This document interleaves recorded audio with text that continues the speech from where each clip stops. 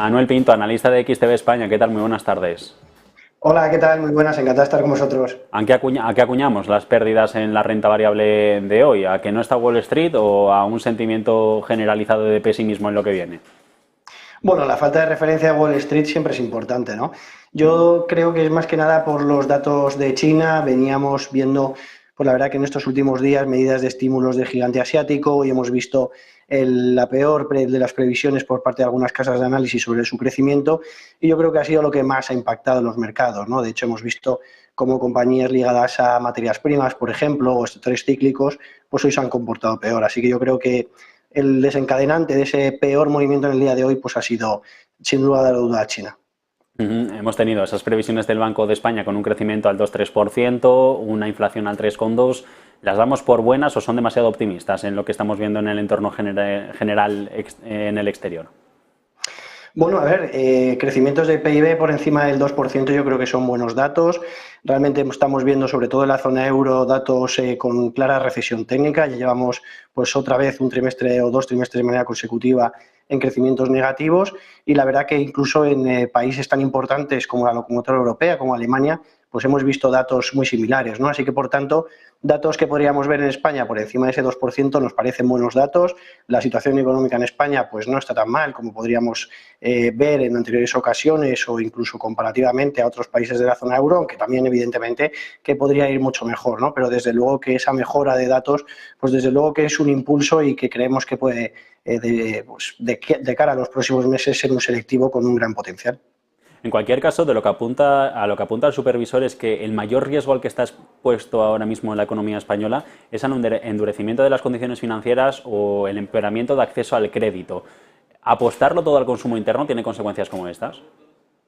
A ver, hay que tener en cuenta también la composición, por ejemplo, del IBEX 35, ¿no? La composición, realmente, pues el sector predominante es el energético, que es el que más relevancia tiene dentro del selectivo, pero también hay que tener en cuenta que el sector bancario es el segundo que mayor importancia tiene dentro de él.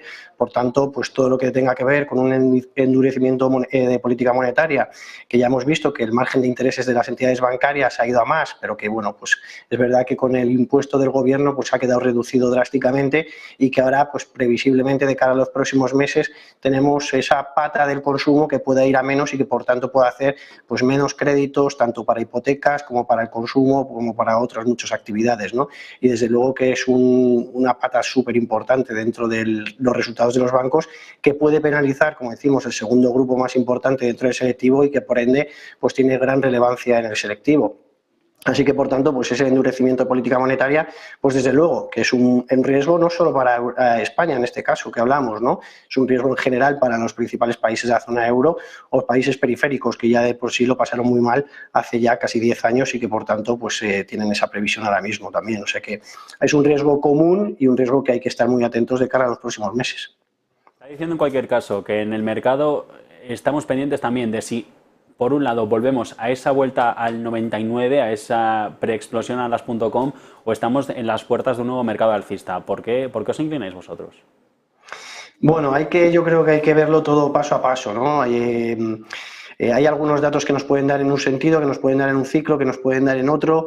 Estamos viendo cómo, por ejemplo, en Estados Unidos, pues los principales selectivos, véase Standard & Poor's o el Nasdaq 100, se mantienen ahora mismo en niveles que veíamos en abril 2022, cuando empezó el endurecimiento de política monetaria por parte de la Reserva Federal, y tenemos que ver hasta dónde dura, ¿no? Y hasta qué pasos van a seguir ahora mismo los bancos centrales. Esta semana mismamente tenemos una rueda de prensa de Jerome Powell, de Bullard también, que es uno de los halcones dentro de la Reserva Federal. Iremos viendo más datos de PMI, por ejemplo, en los principales países del mundo en los próximos días y, por tanto, pues vamos a ir viendo nuevos datos macroeconómicos, ¿no? Nos preocupa también, pues por ejemplo, en Standard & Poor's vemos que es evidente que estamos en esos niveles que decíamos ahora, pero es que el 86% de esa subida que estamos viendo del 14% en el año, pues procede prácticamente de 10 empresas, ¿no? De estas grandes compañías que llevamos hablando años y que han, pues véase Amazon, véase Google, véase ahora Nvidia también, Netflix, etcétera, que han propiciado ese aumento importante dentro del selectivo.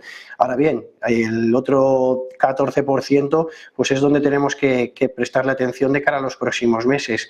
Desde nuestro punto de vista, pues realmente yo creo que hay una serie de activos que nos pueden dar o índices que nos pueden dar un mejor recorrido. Principalmente estamos viendo un gran interés en emergentes, no ya solo en cuanto a China, que además con las caídas de hoy pues todavía nos deja niveles más atractivos. Decíamos antes que es un país que tiene pues niveles de inflación realmente bajos, con tasas de interés que todavía te permite moverse, con bueno, pues la expectativa de grandes estímulos dentro de su economía, y no solo en cuanto a China, veíamos también, por ejemplo, en India, crecimiento de PIB de manera importantísima. Hoy mismo conocíamos que una de las aerolíneas ha pedido 500 aviones Airbus, uno de los mayores pedidos de la historia. Hay un crecimiento de la población extremadamente alto y a nivel tecnológico, de consumo, etcétera. Arabia Saudí, que lo estamos viendo en el día a día, pues también evidentemente está creciendo. Brasil con las materias primas, México, o sea que realmente pues vemos en países emergentes un gran punto de interés, un gran atractivo, y por ejemplo en renta fija pues creemos que también podemos hacerlo bien, ¿no? Los bonos, principalmente soberanos más que corporativos, por si hubiese alguna duda en cuanto a los niveles de spread, pero creo que esas son ahora mismo las dos principales oportunidades que vemos en los mercados, más que ver si los índices en Europa, que ya están cerca de máximo, Japón, por ejemplo, o Estados Unidos nos pueden dejar todavía recorrer alcista. Me centraría más en oportunidades, principalmente en renta fija gubernamental, soberana, o en países emergentes, no solo centrándonos en China, sino, como decía, también diversificado. Bueno, en Japón, por ejemplo, es donde parece que está redoblando sus apuestas en los últimos tiempos Warren Buffett. Manuel Pinto, XTV España, muchas gracias por haber estado en Negocios Televisión. Muchas gracias a vosotros y que paséis muy buena tarde.